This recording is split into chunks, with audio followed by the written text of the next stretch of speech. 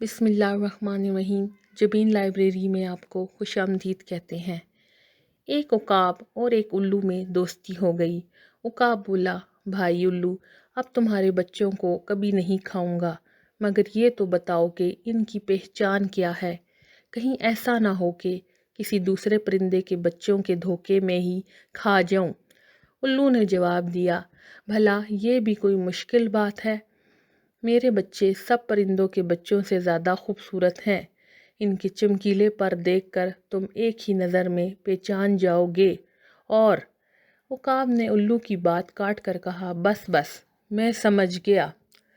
अब मैं कभी धोखा नहीं खा सकता, मगर भाई हर बात को पहले ही पूछ लेना अच्छा है, फिर पछताने से कुछ नहीं हो सकता। अच्छा, फिर मिलेंगे, अल्लाह हाफिज़। ये कहकर उकाब उड़ गया।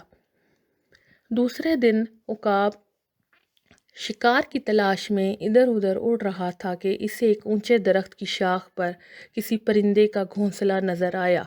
घोंसले के अंदर 4-5 काले कलोटे बदशक्ल बच्चे मोटी और भद्दी आवाज में चूं चूं कर रहे थे। उकाब ने सोचा, ये बच्चे मेरे दोस्त उल्लू के हरगिज नहीं हो सकते, क्योंकि ना तो ये खूबसूरत हैं और ना इनकी आवाज़ मीठी और सुरीली है। ये सोचकर उकाब ने इन बच्चों को खाना शुरू कर दिया। वो सब बच्चों को खा चुका तो उल्लू उड़ता हुआ आया और शोर मचाकर कहा, अरे तुमने ये क्या किया? ये तो मेरे बच्चे थे।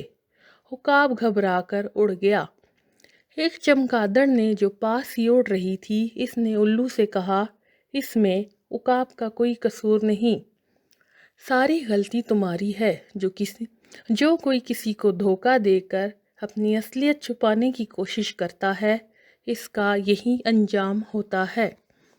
अगर आपको मेरी कहानी पसंद आई तो मेरा चैनल ज़रूर सब्सक्राइब कीजिएगा।